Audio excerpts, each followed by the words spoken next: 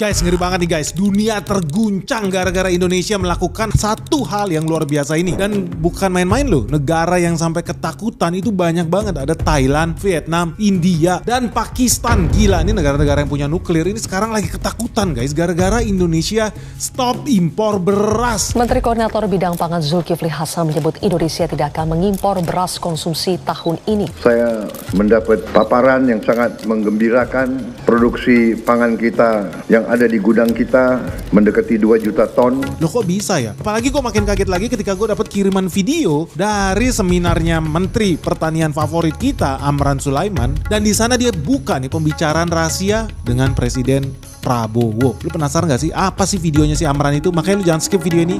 Let's check this out.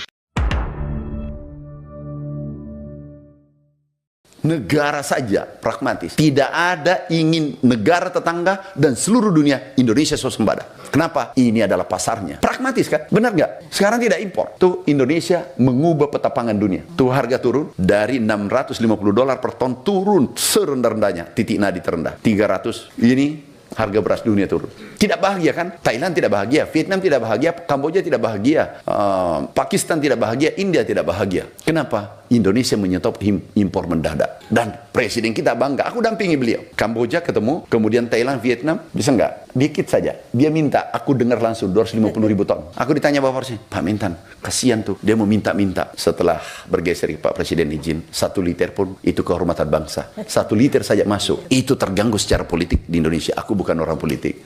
Langsung. Dia bilang, kalau begitu, kamu jangan hadir ya. Kalau protokol, oh iya siap Pak, aku menghindar. Sekarang tidak impor. Satu-satu kita selesaikan. Oke, jadi di situ ada poin utama gini guys. Yang pertama apa? Banyak negara-negara di luar sana itu berpikir praktis, pengen Indonesia jadi budak. Indonesia ini negara pasar, penduduknya ratusan juta jiwa, butuh makan beras. Kita perbudak aja. Perbudak dengan cara apa? Bikin mereka bergantung pada produksi pangan India. Bikin rakyat Indonesia menjadi budak pangan Vietnam. Bikin orang Indonesia ngemis-ngemis beras ke Thailand. Wah, inilah pola pikir dunia guys. Makanya harus punya mindset global kalau jadi presiden. Kalau nggak sibuk aja lu dikadalin. So kabar baik sekali sih ada menteri yang aware ya dengan peta geopolitik dunia hari-hari ini. Dan dia di situ udah ngobrol yang kedua nih penting. Bukan cuma soal pragmatisme politik dunia, tapi yang kedua tentang bagaimana Indonesia punya peranan yang sangat penting dalam menentukan harga beras dunia. Gue kaget ketika lihat video itu, lu bayangin harga beras dunia itu tadinya $650 per ton. Hari ini jadi $300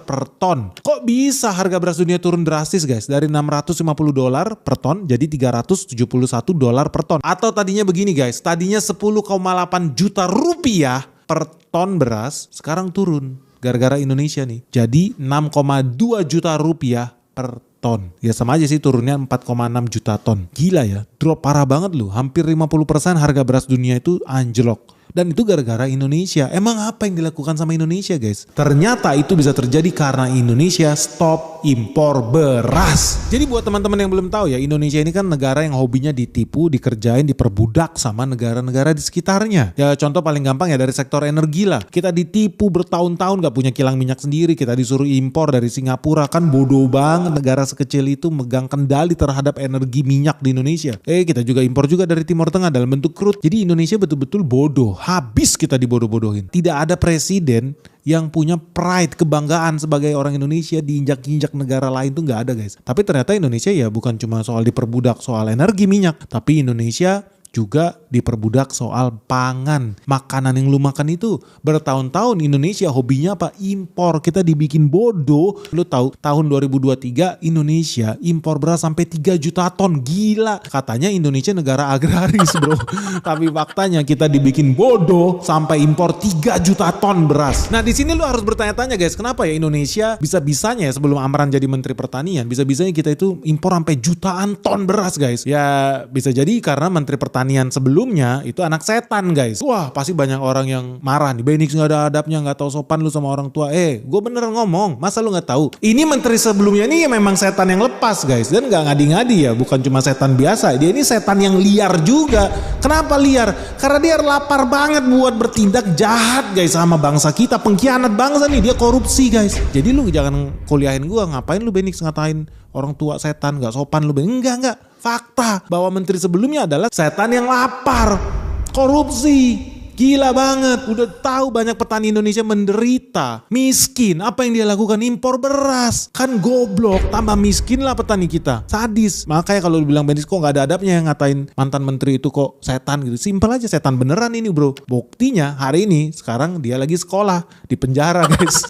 Di lapas suka miskin. Fakta aja lah. Tapi udahlah, memang itu nasib lu ya jadi rakyat Indonesia. Hobinya apa? Lu itu dibodoh-bodohi sama pejabat anak setan ya, setan yang lapar. Memang laknat banget memang. Cuman ya udahlah, setan yang satu ini memang gak ada duanya. Tapi kita harus lihat ke depan lah. Anak setan tuh udah masuk penjara ya. Sekarang kita dapat menteri yang baru nih, menteri pertanian yang baru ya. Syukurnya ternyata dia sangat brilian lah. Gue lihat dia sangat brilian, dia tahu apa yang dia lakukan, dia pekerja keras dan terbukti juga dia berhasil menggenjot swasembada pangan di Indonesia. Ya untuk pertama kalinya lah di Indonesia akhirnya punya menteri yang memang ahli di bidangnya, S1, S2, S3 di bidang pertanian guys. Bukan bidang filsafat Inggris, kagak, enggak. Yang memang punya berbakat di bidang pertanian sampai S3 loh. Dan mungkin satu-satunya ya menteri pertanian yang punya paten, terdaftar patennya. Beda sama Bobby Boss nih, ngaku-ngaku ada paten tapi kagak ada patennya. Tapi ya udah, kita ngomong fakta aja lah. Indonesia bersyukur hari ini kita diturunkan menteri pertanian yang sangat kredibel. Dan meskipun sebelumnya Indonesia hobinya impor beras, ya sebelum Amran, ya sekarang Indonesia udah resmi nih tahun 2025 kita itu udah stop impor beras. Sampai akhir tahun ini kita udah stop impor beras. Bahkan produksi beras Indonesia itu memecahkan rekor guys, tertinggi sepanjang masa. Tapi kita bahas fair juga lah. Indonesia memang berhasil gak sih swasembada pangan? Berhasil, fakta. Tapi sebetulnya ada loh, gak banyak media yang tahu juga. Kita men-track sih di Januari Februari Indonesia itu ada impor beras, tapi jumlahnya sangat kecil, sekitar 90.000 ton beras. Tapi itu kenapa ya? Menurut gue itu sih ekses lah dari masa lalu, kebijakan masa lalu yang udah terlalu janji sama negara asing bakal impor. Ya udahlah, akhirnya kita impor beras 90.000 ton. Tapi kalau dibandingkan ya periode Januari Februari 2025 itu kan ada 90.000 ton. Kalau kita bandingkan dengan Januari 2024 impor kita itu 880.000 ton. Jadi ya dari 800.000 ton ke 90.000 ton ya itu udah tetap drop parah sih. Lama-lama di Maret, April, Mei, Juni sampai akhir ini nggak ada lagi impor. Nol. Indonesia benar-benar swasembada pangan. Tapi itulah nokta merah lah dalam raportnya si Amran ya. Jadi harus menikmati dosa masa lalunya bahwa Indonesia 2025 masih ada jejak kotor. Januari Februari ya walaupun kecil 90.000 ton memang kita ada impor. Paling banyak sih dari Thailand. Thailand itu 13.000 ton, di bawahnya ada Vietnam 15.000 ton, terus ada Myanmar 6.000 ton, terus ada Pakistan 16.000 ton, terus ada India 26.000 ton. Ya udah kalau total Januari sama Februari sih nggak nyampe 90.000 sebetulnya. Tapi then again ya kalau lu bandingkan ya 2025 total impor kita itu 90.000 ton itu udah jauh lebih kecil dibandingkan 2023.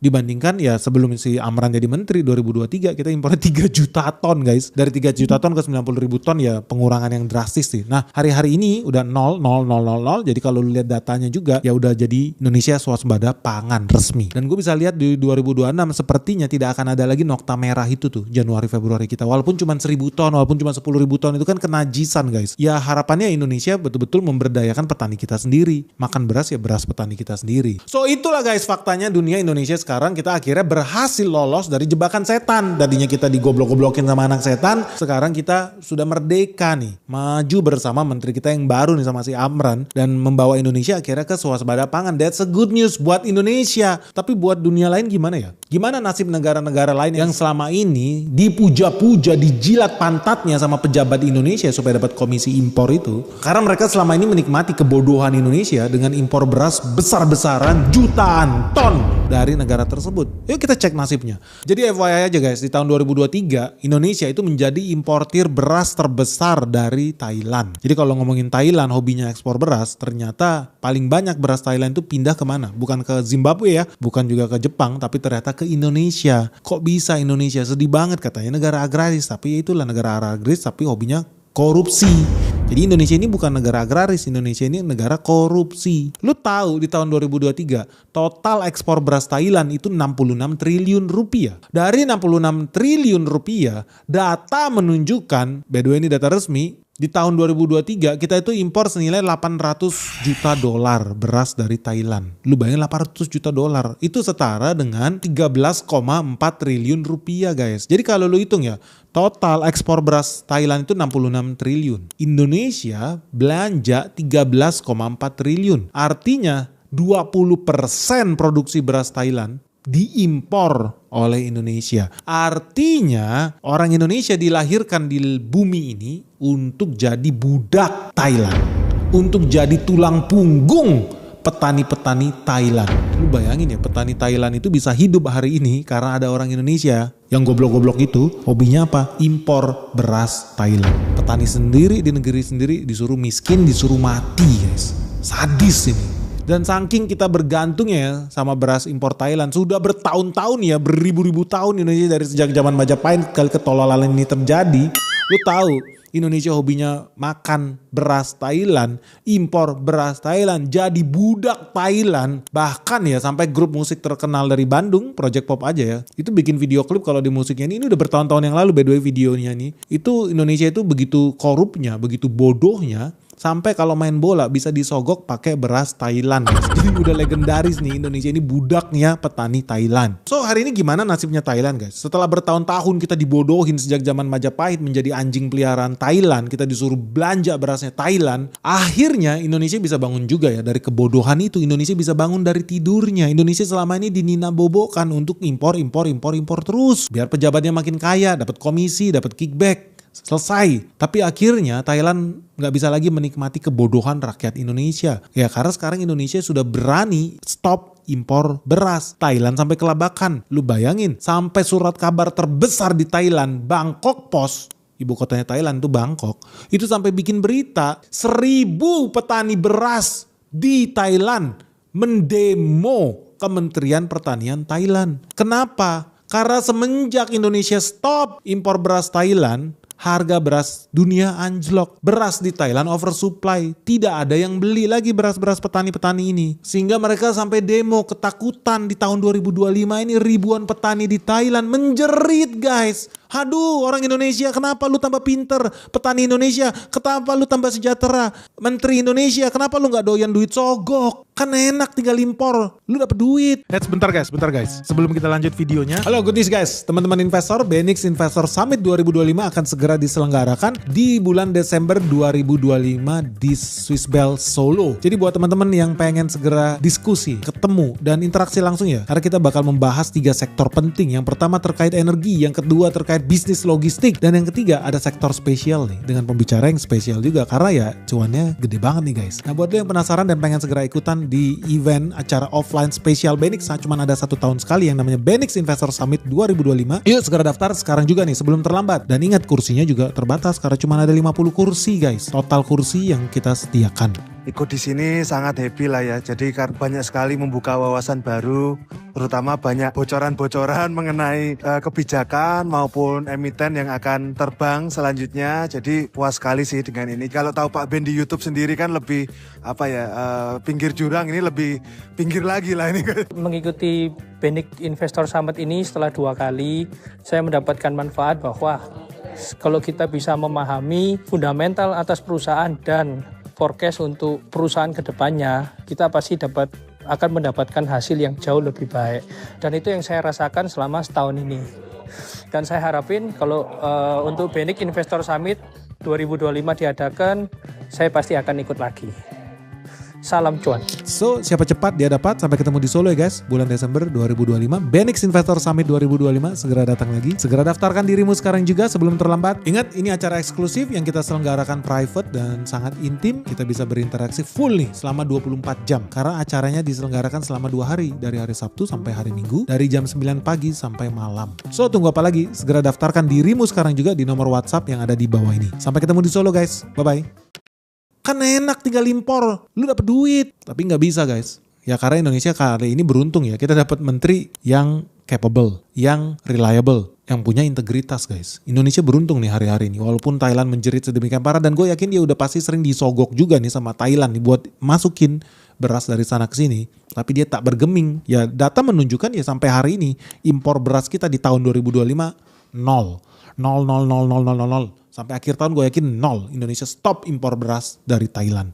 Ini sebuah keberanian yang luar biasa sih. Dan ini konsistensi ini juga kita bisa lihat. Indonesia tahu ya bertahun-tahun juga dijadikan anjing peliharaan Vietnam. Kita disuruh makan beras Vietnam. Dan gilanya lagi ya, beras Vietnam itu mahal guys. Udah kualitasnya rendah, berasnya mahal lagi. Di tahun 2024 impor beras dari Indonesia itu bahkan sangat berdampak bagi petani Vietnam. Lu tahu kita beli beras dari Vietnam itu harganya 9,6 juta rupiah per ton. ton. Itu mahal banget, jauh lebih murah beras dari Thailand. Tapi memang Indonesia ini memang hobinya korup ya. Beras mahal aja dari Vietnam itu kita impor. Dan begitu bodohnya Indonesia sampai masuk kok di berita Vietnam. Salah satu koran investor terbesar di Vietnam namanya VIR ya, Vietnam Investment Review, itu sampai bilang Vietnam akan sangat diuntungkan karena Indonesia meningkatkan impor beras Vietnam. Karena dari Vietnam aja ya di tahun 2023 itu kita impor sampai 1,1 juta ton beras dari Vietnam. Gila memang ini.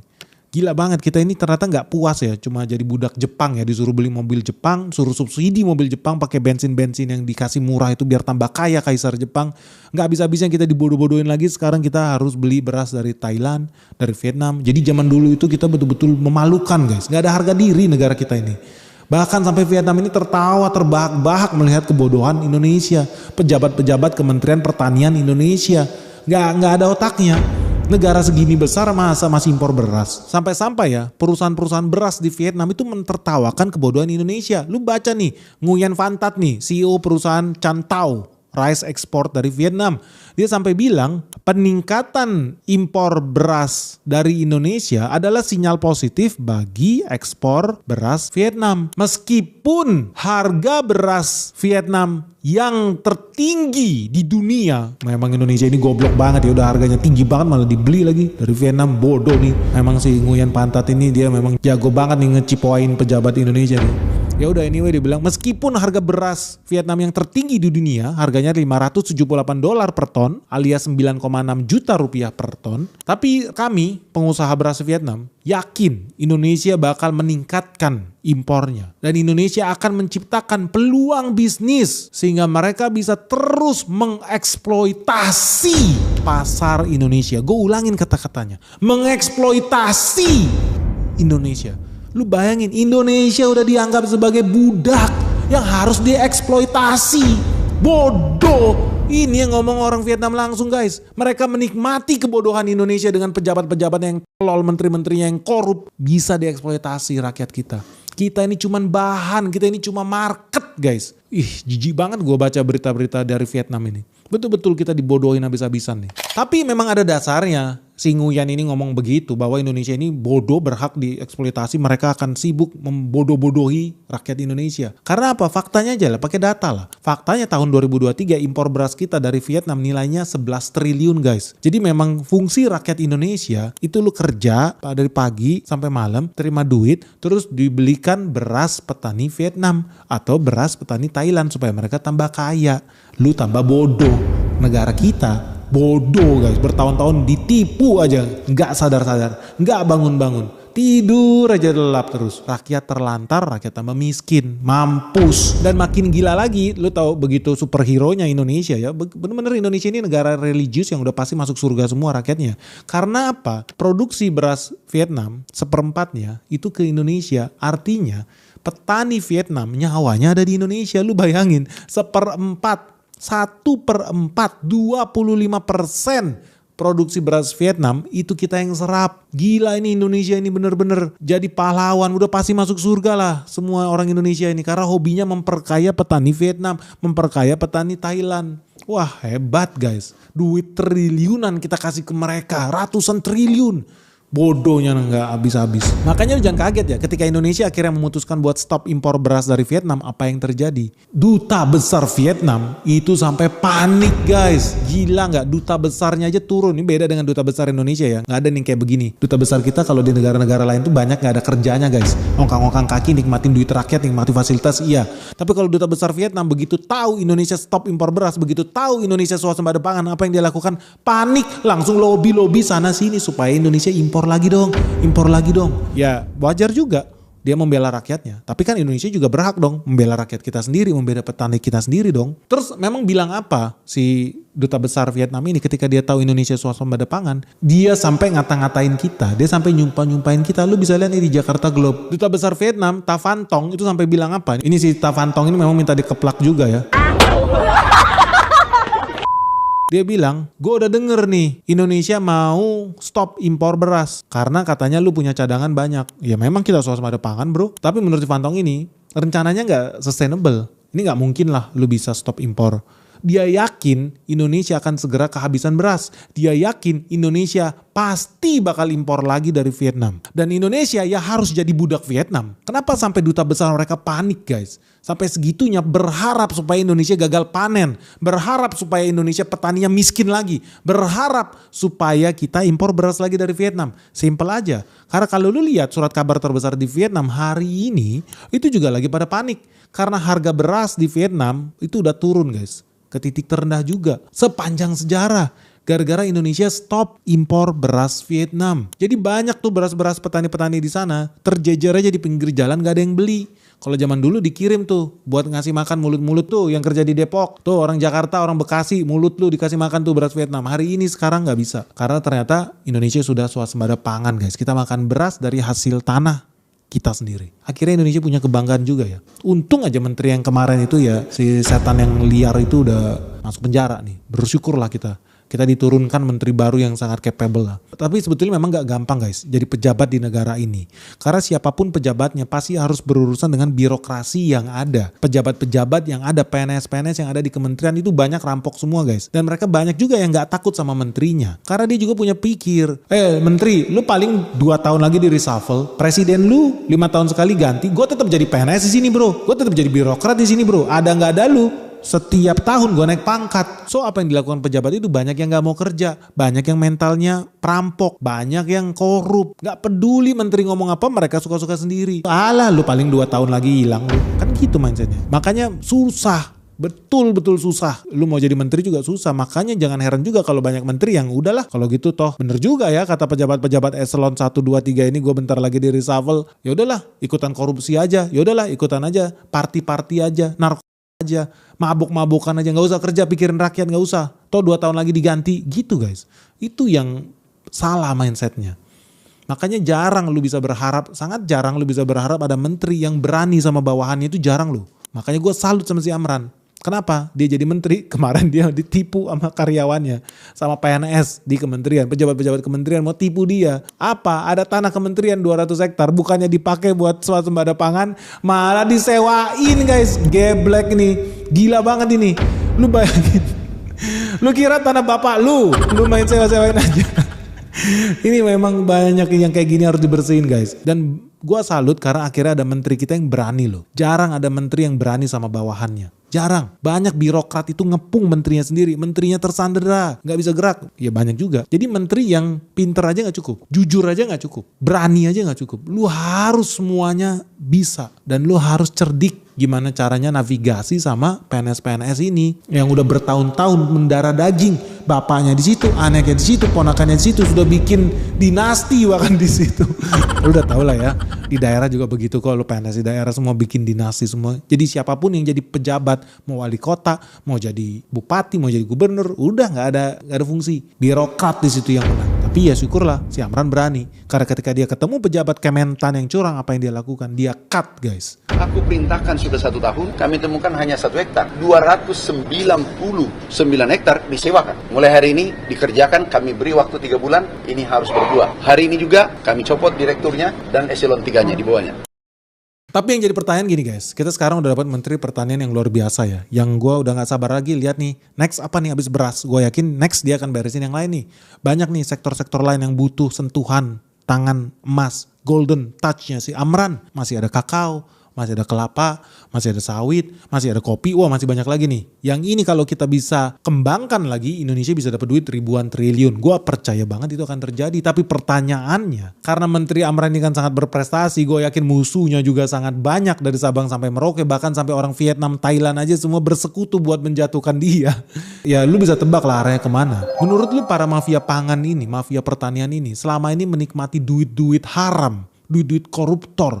Menurut lu mereka bakal diam aja gak sih? Atau mereka bakal melakukan segala cara ya supaya Indonesia ini kembali kacau, kembali chaos, kembali jadi negara yang bodoh. Karena mafia pangan ini duitnya ribuan triliun loh guys. Mereka udah siap lu hancurin Indonesia kalau Indonesia stop impor beras Vietnam.